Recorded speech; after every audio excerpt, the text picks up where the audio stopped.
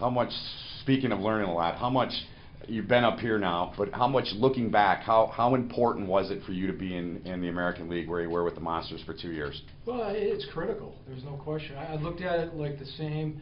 I looked at it from the same way a player would look at it. Almost, players go down there to develop and try to get a chance to play in the National Hockey League. And down there, if the organization has a philosophy that it is going to be a development league for the players, the young players can go in there. They can make some mistakes, but they're learning the right way. And I felt the same thing as a coach. I could go down there. There wasn't an overly amount of pressure on you. Obviously, you're there to win and develop players, but at the same time, you can kind of carve out your niche, your own style, how you're going to coach, and just a great learning ground. There's no question. How much of a difference was it for you from year 1 to year 2 in the American League as a coach? A big difference. I think every year is a big difference. I think, each year you learn a little bit more about yourself. You learn what works, what doesn't work. But I think the one thing you do have to do as a coach is you have to be true to yourself. You have to be who you are. You can't change that. But you're learning every day in this job. Just like a player, you're learning every day. So from year 1 to year 2, the biggest thing is just probably being more comfortable. That first year, there's a lot of anxiety, a lot of nervousness, because you're taking over the helm now and you have to steer the ship the right way. But it's just being more comfortable. For you, going from, I want to backtrack a little bit, from going from player to coach, can you talk to me a little bit about the adjustment you had to make, mentally, things like that? Well, the biggest adjustment is you got to work hard. You got to put more time in the office. That's the biggest thing. I mean, as a player, obviously, the focus is more on yourself, and I don't mean that in a negative way. But as a player, you're doing what you can to get yourself best prepared for every game. You got to find a way to get yourself going.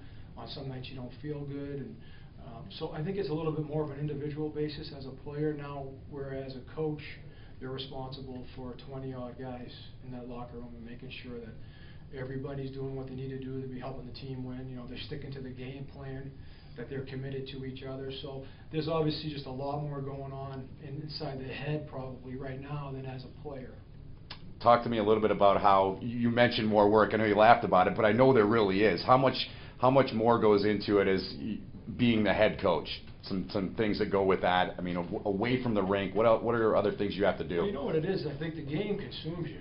I mean, let's face it. During the season, you wake up in the morning, it's on your mind 24 hours a day. You go to bed, it's still on your mind. So you don't sleep as well at night, right? But, and then in the off season, it's almost, you can kind of let it go. But certainly, preparation is very important. And if you want to be prepared as a coaching staff, you want your team to be prepared every time they're stepping on the ice. That takes work, and it just takes some time. But that's the nature of this business, because teams are so close in this league. There's not much separation from teams, and the teams that are usually prepared the best, the teams that are willing to work hard, just as a coaching staff, but as a team as well on the ice, those teams are going to give themselves the best chance to win.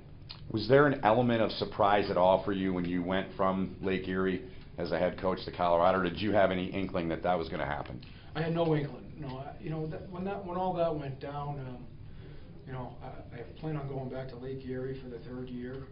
I never really heard my name or heard really mentionings of what was going to be happening up here. And then once there was some rumblings that there may be some changes made, the guy they were talking to wasn't me. They were talking to someone else. But I got a phone call one day. I remember it was like a Monday afternoon, and they said they wanted me to come in on Tuesday, and basically was offered the job the following day. So everything happened so quickly. It's almost a blur. You don't really remember it, because it was so exciting as well. But it just happened so quickly.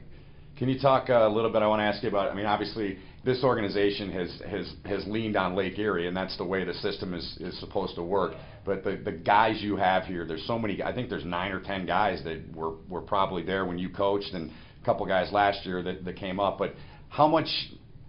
I don't know if easier is the right word, but how much did that maybe help your transition when you got here, Joe, knowing so many guys and what they did and how they played and the kind of people they were? Well, it makes the transition probably a little bit more seamless, I guess is the right word. Those players that did play for me down in Lake Erie, they know the style of how I like to coach. They know my personality.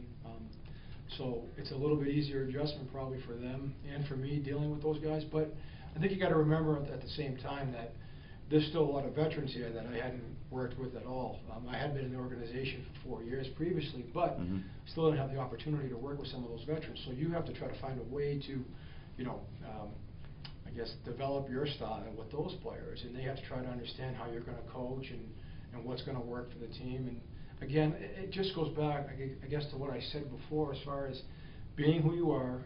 You know, I mean, I think I coach in a pretty direct, pretty straightforward manner. I tell the players, I try to tell them when they're doing something wrong, and I let them know when they're doing something right. And I think if you are who you are and you approach it like that way every day, and you keep things real, if you keep things real within this business, I think you get the respect of the